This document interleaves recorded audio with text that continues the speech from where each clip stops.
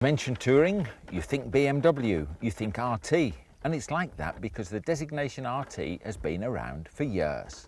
But then again, time doesn't stand still, and it especially doesn't stand still at BMWs.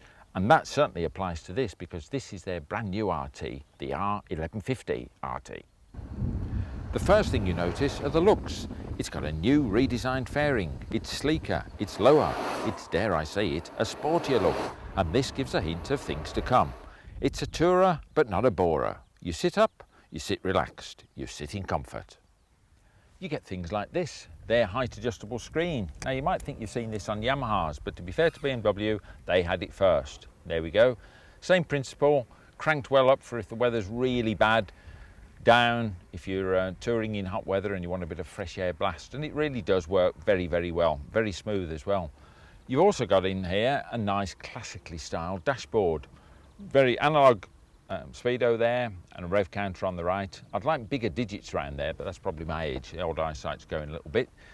Over on this side, you've got what has now become standard with BMW, their own digital display there. You get fuel, engine temperature, you get a gear indicator in the middle, which is very, very neat. There it goes. And also you've got the clock down there, so all that's very neat. You've also got this big knob here, which actually adjusts the headlight level, which is very useful if you're carrying a pillion passenger or you've got a lot of extra weight in the old panniers. So that's really useful. Some other people could take note of that one. Down here, you've got some warm air ducts, and they actually take warm air from the oil cooler, direct them up these flutes here, and so in the winter you get a nice blast of warm air. Not so keen on that in the summer, but nevertheless that's what it's doing.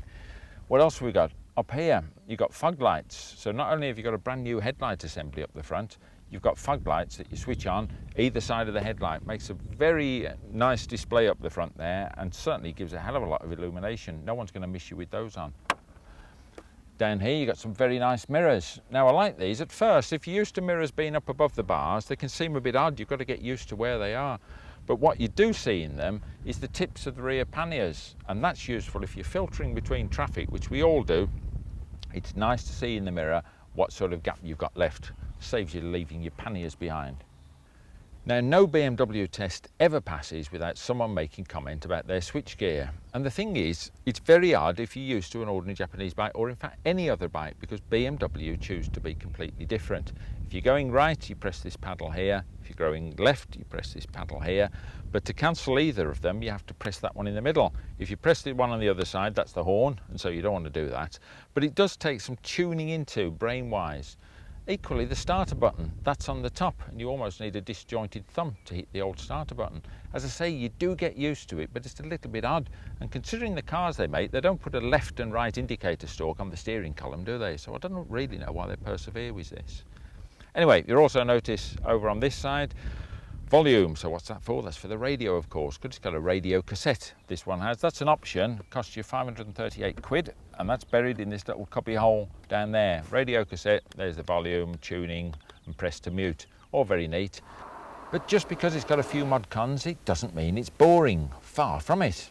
The engine's up 50cc, and also up at the power and the torque. It's gained an extra gear too, with the 6th gear acting as an economical overdrive, and they've also improved the gear change with a redesigned clutch. So now it's a case of fewer clunks, more clicks. The power comes on strong and smooth and will take you to close on 130 if you want, but more important is the way that it does it. Now first off, just listen to this.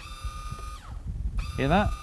That's because it's actually got a brake servo, little electric motors running a servo. So just like a car which uses a vacuum system to put the brakes on, this has got the electric servo motors. They pump up the electric pressure, and it really means these front brakes are genuinely a two-finger job. And what they've done, they've increased the actual braking ability by 20% just by adding that servo. It's got link brakes too. Front and rear brake, pull the front brake lever or put the rear brake lever on, operates both sets of brakes at the same time. It's got ABS as well. Here you can see the sensing ring round here and a little pickup there. So within 80 milliseconds, this will sense that the front wheel or the rear wheel is locking up, and then it knocks off the hydraulics for a fraction of a second and then back on again. And that's how you get the ABS. Refuses to lock up the wheels. Very, very clever stuff, incredibly powerful. And in fact, the back brake in particular, very, very sharp. If you put the back brake on too firmly, you can actually lift the rear end of the bike up. So you can do a stoppie with the rear brake, which is a bit of a novelty.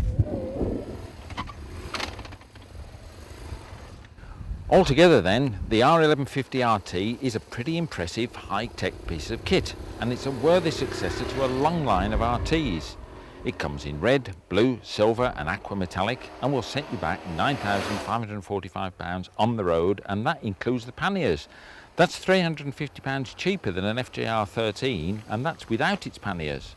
Add some optional heated grips, the stereo radio cassette, an intercom and a top box, and there you have it, an RT for two.